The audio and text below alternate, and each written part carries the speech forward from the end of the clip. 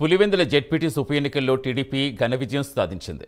దీనిపై మంత్రి సవిత స్పందించారు. పులివెందుల్లో వైఎస్ కుటుంబం తీసుకొచ్చిన రాజారెడ్డి రాజ్యాంగం వద్దని, అంబేద్కర్ రాజ్యాంగం కోసం ప్రజలు టీడీపీని ఎన్నుకున్నారని తెలిపారు. మాజీ సీఎం జగన్ మెజార్టీ తగ్గించిన అభ్యర్థి బీటెక్ రవిని అంటున్న మంత్రి సవితతో మా correspondent Sudheer face to face. ఎన్నికల్లో తెలుగుదేశం పార్టీ అభ్యర్థి అయినటువంటి మారెడ్డి లతారెడ్డి కూడా పూర్తిస్థాయిలో కూడా అత్యధిక మెజారిటీతో గెలవడం జరిగింది. అయితే ఇవాళ జరిగినటువంటి కౌంటింగ్ ప్రక్రియలు కూడా పూర్తిస్థాయిలో ఫస్ట్ రౌండ్లో గెలవడం జరిగింది. అయితే ఈ నేపథ్యంలో మంత్రి సవిత గారు ఒక నిమిషం ఆమె అడిగి తెలుస్తుంది. మేడం, ఈ విజయం ఎలా చూస్తారు మేడం? ప్రజాస్వామ్య విజయం, చంద్రబాబు నాయుడు గారి పరిపాలన, సుపరిపాలన గురించి ప్రజలకు సంపూర్ణమైన నమ్మకం ఉంది. ఈ దౌర్జన్యం, దాచుకోవడం మరి ఒక వైఎస్ కుటుంబం రాజారెడ్డి రాజ్యాంగాన్ని ఇక్కడ అమలుపరిచింది. మాకు ఈ రాజారెడ్డి రాజ్యాంగం వద్దు, అంబేద్కర్ రాజ్యాంగం కావాలి. అంబేద్కర్ రాజ్యాంగంలో చంద్రబాబు నాయుడు గారు ఈ రాష్ట్రాన్ని అభివృద్ధిలో పరుగులు పెడుతున్నారు. ఈ ప్రజాస్వామ్యబద్ధంగా ఎన్నికలు జరుగుతున్నాయి కాబట్టి మన భావితరాల భవిష్యత్తు బాగుండాలంటే తెలుగుదేశం పార్టీ లతారెడ్డి గారికి ఓటేసి మనం కూడా మద్దతు పలకాలి. చంద్రబాబు నాయుడు గారు గిఫ్ట్ ఇవ్వాలని ప్రజలు స్వచ్ఛందంగా ఓటు వేయడంతోనే జగన్మోహన్ రెడ్డి గారికి అభ్యర్థి, జగన్మోహన్ రెడ్డి గారు మెజార్టీ తగ్గించిన అభ్యర్థి బీటెక్ రవి గారు.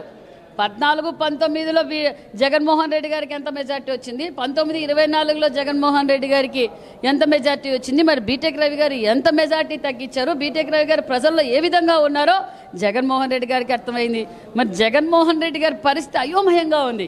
డిపాజిట్లు కూడా కోల్పోతున్నామనే ఫ్రస్ట్రేషన్లో ఆయన ఏదేదో మాట్లాడుతున్నారు. అది ప్రజలందరికీ అర్థమైపోయింది. ముఖ్యంగా వాళ్ళ పార్టీ వాళ్ళకి అర్థమైపోయింది. పులివెందుల నా అడ్డా అన్నప్పుడు వాళ్ళ వైసీపీ నాయకులు కూడా మాకు మద్దతు తెలపటం, మేము కూడా ఓట్లు వేయిస్తాం. కొంతమంది ధైర్యంగా వచ్చి ఓట్లు వేయించారు, కొంతమంది వాళ్ళ ఓటును వాళ్ళు గప్చిప్గా వేసుకొని పోయి పార్టీకి సహకరించారు.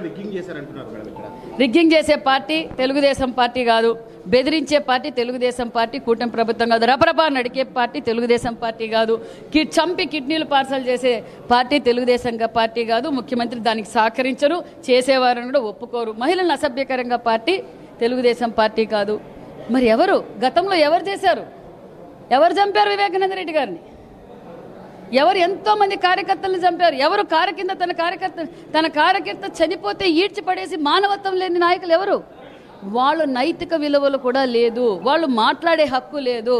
పులివెందుల ప్రజలు భావితరాల భవిష్యత్ బాగుండాలి అంటే లతారెడ్డి గారికి ఓటేసి మన మద్దతు కూడా చంద్రబాబు నాయుడు గారికి, మనం చంద్రబాబు నాయుడు గారికి గిఫ్ట్ ఇవ్వాలనే ఉద్దేశంతో 30 సంవత్సరాల తర్వాత కూడా పులివెందుల ప్రజలు బయటకు వచ్చారు. వాళ్ళకి ఈ రోజు స్వాతంత్రం వచ్చినట్టున్నారు. అంటే మనకి రేపు స్వాతంత్రం, వాళ్ళకి ఇప్పుడే ఈ రోజే వచ్చింది. మొన్నటినే ఆదినారాయణ రెడ్డి గారు చెప్పారు, 14వ తారీఖు పులివెందుల మండల ప్రజలకు స్వాతంత్రం వస్తుందన్నారు. ఖచ్చితంగా ప్రజలు ఆ స్వాతంత్రాన్ని కోరుకున్నారు, స్వాతంత్రం వచ్చింది.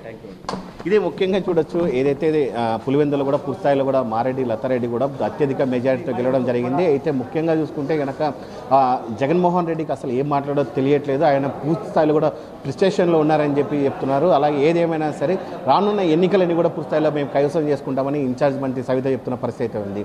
వీడియో జర్నలిస్ట్ రాకేష్తో సుధీర్, ప్రైమ్ న్యూస్, కడప.